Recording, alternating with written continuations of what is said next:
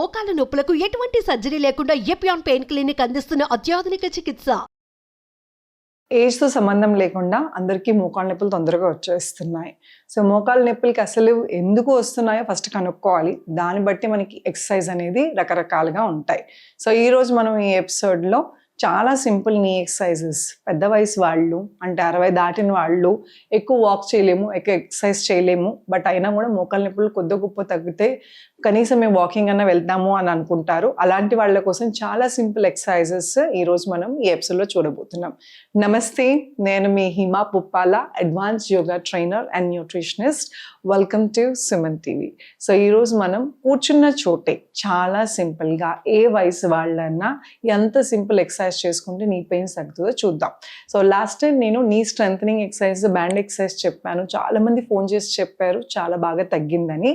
So అలాగే ఇవి కూడా మీరు ఎక్కువ మూమెంట్ లేకుండా ఆ ఎక్సర్సైజ్తో పాటు ఇవి కూడా ఇంక్లూడ్ చేసుకోండి. తొందరగా మీ కాళ్ళ నొప్పులు తగ్గుతాయి. దానికి మీకు కావాల్సింది ఒక టవల్ అండి. డిస్క్ స్లైడర్స్ అని ఉంటాయి, బట్ అవి కొంచెం కొనుక్కోవాలి, అమెజాన్లో దొరుకుతుంది. లేదు అనుకున్న వాళ్ళకి సింపుల్గా ఒక టవల్, టర్కీ టవల్ కానీ ఏదైనా కొంచెం స్మూత్గా ఉండేది మీరు తీసుకుని ఎక్సర్సైజ్ స్టార్ట్ చేద్దాం. సో దానికోసం అని మీరు కింద కూర్చోవాలని లేదు. పెద్ద వయసు వాళ్ళు, కింద కూర్చోలేని వాళ్ళు బెడ్ మీద కూర్చుని కూడా చక్కగా చేసుకోవచ్చు. ఫస్ట్ ఎక్సర్సైజ్ కోసం అండి జస్ట్ వార్మప్ లాగా చేసుకుందాము. 2 కాళ్ళు ఇలాగ కూర్చొని, ఇందాక చెప్పినట్టు బెడ్ మీదే కూర్చోండి. లిఫ్ట్ చేసి కాళ్ళని మొత్తాన్ని ప్రెస్ చేయండి, ఫింగర్స్ని. 1 2 3 4 5 6. అలానే ఇంకొక కాలు 1 2 3 4 5 6. ఇలాగ ఎత్తటం కూడా ఇబ్బందిగా ఉంది అంటే కిందే పెట్టి కొంచెం వేళ్ళని పైకి లిఫ్ట్ చేసి ఇలాగ వేళ్ళని ప్రెస్ చేసుకోవచ్చు. ఇది కూడా చేసుకోవచ్చు ఆల్టర్నేటివ్గా. సో ఇప్పుడు మనకు కావాల్సింది ఒక టవల్ కానీ చిన్న క్లాత్ కానీ ఏదైనా ఫోల్డ్ చేసి మీరు పాదాలని దీని మీద పెట్టి, నేను ఫ్లోర్ మీద చేస్తున్నా ఎందుకంటే స్మూత్ మూమెంట్ ఉంటుందని. సో ఇప్పుడు ఇలా కూర్చుని చేతులు ఎగ్జాక్ట్లీ పక్కన పెట్టుకుని forward backward, forward backward, forward, ఇంకా స్ట్రెచ్ చేయగలిగితే బ్యాక్వర్డ్, ఫార్వర్డ్ స్లోగా, బ్యాక్వర్డ్, ఫార్వర్డ్, అలాగే బ్యాక్వర్డ్, ఫార్వర్డ్, అలాగే బ్యాక్వర్డ్, అలాగే ఇంకొక కాలు ఫార్వర్డ్ బ్యాక్వర్డ్, ఫార్వర్డ్ స్లోగా, బ్యాక్వర్డ్, ఫార్వర్డ్ బ్యాక్వర్డ్. చాలా స్మూత్గా వెళ్ళి వెనక్కి వస్తుంది. ఇప్పుడు అది ఇంకా కొంచెం ఫాస్ట్ మూమెంట్ ఉంది. సో మోకాళ్ళ నొప్పులు సివియర్గా ఉన్న వాళ్ళు ఇంకొంచెం స్లోగా చేసుకోవచ్చు. సో స్లోగా ఏమవుతుందంటే నీ టైటనింగ్ అవుతుంది, స్ట్రెంథనింగ్ అవుతుంది. సో ఎక్కువ పెయిన్ ఉన్న వాళ్ళు అంత దూరం వెళ్ళలేరు కాబట్టి ఇక్కడ దాకే స్టార్ట్ చేయండి. సో దట్ మూమెంట్ స్టార్ట్ అయిన తర్వాత మీకు ఈజీగా ఇంకొంచెం ముందుకెళ్తుంది. గుర్తుపెట్టుకోండి, నీ పెయిన్స్ ఎక్కడైతే ఉన్నాయో అక్కడ కంప్లీట్గా నార్మల్ అయిపోతుందని నేను చెప్పను, కానీ చుట్టూ ఉన్న భాగాన్ని స్ట్రెంథనింగ్ చేసుకుంటే మనకి గ్రిప్ దొరుకుతుంది. అండ్ ఫ్యూచర్లో మనం కొంచెం నడవాలి అన్నా కూడా ఈ మసిల్స్ దానికి హెల్ప్ అవుతాయి. అలాగే సివియర్ స్వెల్లింగ్ ఉంది అనుకోండి, అప్పుడు ఎక్సర్సైజ్ రికమెండ్ చెయ్యం యూజువల్లీ.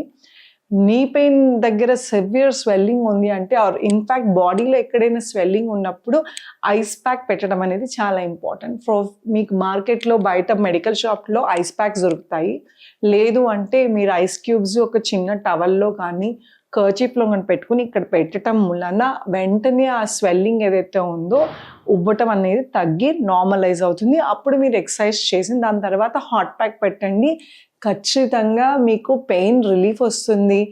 ఏ పెయిన్ అయినా కూడా, ఏ ప్రాబ్లం అయినా కూడా వదిలేయకండి. రెగ్యులర్గా ఒకటేసారి ఎక్కువ చేయకుండా స్లోగా కొంచెంగా చేసుకుంటూ వెళ్తే ఖచ్చితంగా నీ స్ట్రెంథనింగ్ అనేది జరుగుతుంది.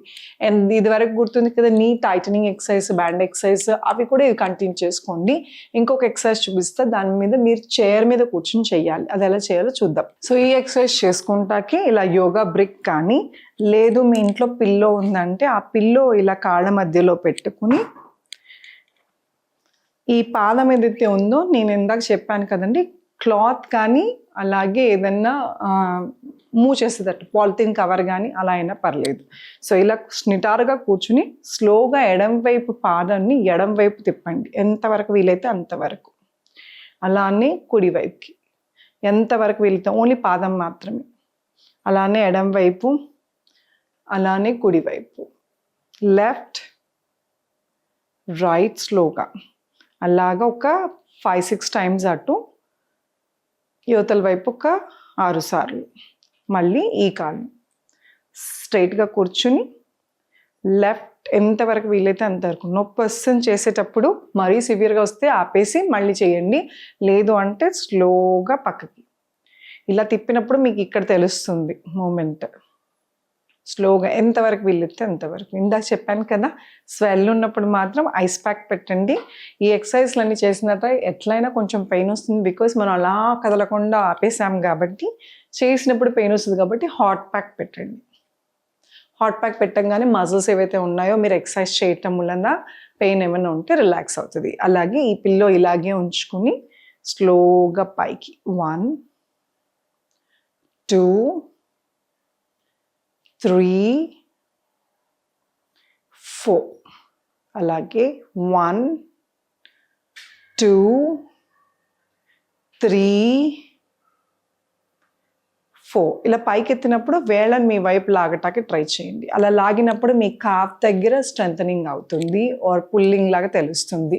సో మీ మోకాళ్ళు నుంచి కింద భాగాన్ని ఇది కాఫ్ అంటారు, థైస్ కింద ఉన్న భాగాన్ని హ్యామ్స్ట్రింగ్స్, అలానే క్వాడ్రిసెప్ మసిల్స్ అంటారు. ఈ మసిల్స్ అంతా స్ట్రెంథనింగ్ చేయటం వలన మీ మోకాళ్ళ దగ్గర ఎక్కడైతే పెయిన్ ఉందో అవన్నీ గ్రిప్ ఇస్తాయి అన్నమాట. సో సివియర్ అవ్వకుండా హెల్ప్ అవుతాయి.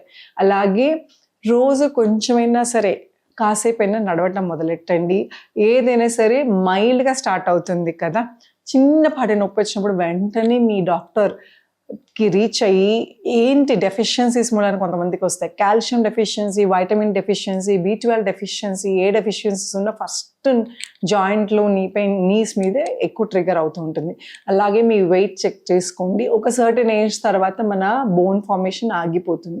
అక్కడ నుంచి మీరు ఎంత పెరుగుతారో ఆ ఎక్స్ట్రా వెయిట్ అంతా మీ జాయింట్ల మీద, అలాగే బాడీలో అంత బరువంతా మీ మోకాల మీద, పాదాల మీద ఎక్కువ పడుతుంది. కాబట్టి మీరు వెయిట్ కొంచెం పెరుగుతున్నామో 2-3 kgs అనగానే ఖచ్చితంగా మీరు కంట్రోల్ చేసుకోకపోతే అది చాలా ఓవర్ వెయిట్ అయిపోయి మళ్ళీ రెడ్యూసింగ్ కూడా కష్టమైపోతూ ఉంటుంది. సో అందుకోసమని నీ టైటనింగ్ ఎక్సర్సైజెస్తో పాటు మీరు వెయిట్ మేనేజ్మెంట్ కోసం తినే ఆహారాల్లో మార్పులు కూడా చేసుకోండి. అలాగే కాల్షియం డెఫిషియన్సీస్, ఇంకే డెఫిషియన్సీస్ ఉన్నా ఎవ్రీ 6 months నుంచి 1 year దాకా ఒకసారి చెక్ చేయించుకుని మల్టీ విటమిన్స్ కానీ ఆర్ విటమిన్స్ సప్లిమెంట్స్ ఏమైనా సరే వాడాల్సి వస్తే తొందరగా వాడటం వలన సివియర్ నీ పెయిన్స్ అవ్వకుండా ఉంటాయి. అండ్ గుర్తుపెట్టుకోండి, మీరు సర్జరీస్ చేయించుకున్నా ఏం చేసినా ఆఖరికి మీరు చేయాల్సింది మళ్ళీ ఎక్సర్సైజ్ మెయింటెనెన్స్. చాలామంది నీ రిప్లేస్మెంట్ చేయించుకుని కూడా మళ్ళీ మెయింటెనెన్స్ కోసం ఎక్సర్సైజ్, అంటే తర్వాత ప్రాబ్లం లేకుండా ఎక్సర్సైజ్. సో ఎక్సర్సైజ్ అనేది తప్పదు, ఏది షార్ట్ కట్ ఉండదు. సో ఈ సింపుల్ ఎక్సర్సైజ్ చేసుకోవటం వలన అట్లీస్ట్ మీరు ఉన్న దగ్గర నుంచి ఇంకొంచెం ఎక్కువ ముదిరిపోకుండా, సమస్య పెరిగిపోకుండా హెల్ప్ అవుతుంది. అలానే జనరల్గా మెడికల్ చెకప్ చేయించుకుంటూ, ఎక్సర్సైజ్ చేసుకుంటూ, ఫుడ్ చేంజెస్ చేసుకుంటే నీ పెయిన్స్ అనేవి పెద్దగా ఇబ్బంది మీకు పెట్టవు. సో చూసారు కదా, మీరు కూర్చున్న చోటే చక్కగా సింపుల్ ఎక్సర్సైజెస్ చేసుకుని నీ పెయిన్స్ ఎలా తగ్గించుకోవాలో, ఇలాంటి ఎన్నో ఎక్సర్సైజెస్ అంటే టిప్స్, యోగా ఆసనాస్. చాలామంది అడుగుతారు, నాకు 60 ఏళ్ళు వచ్చేసాయి, లేదా నేను ఒబెస్డ్ ఉన్నాను, నా బాడీ ఫ్లెక్సిబిలిటీ లేదా, నేను యోగా చేయలేను అనేసి. యోగా అందరికీ ఉందండి. ఏ వయసు వాళ్ళకి, ఏ ప్రాబ్లం ఉన్న వాళ్ళకి దానికి తగ్గట్టుగా ఉంటుంది. ప్రతి ఆసనం ఇలానే చేయాలని కూడా లేదు. మనకి రకరకాల అయంగా యోగా త్రూ కానీ ఇంకెవరి త్రూ కానీ చాలా చక్కగా ప్రాప్స్ యూస్ చేస్తూ సింపుల్గా ఇలాగా చైర్లో కూర్చొని కూడా యోగా చేసుకునే ఛాన్సెస్ ఎక్కువ ఉన్నాయి.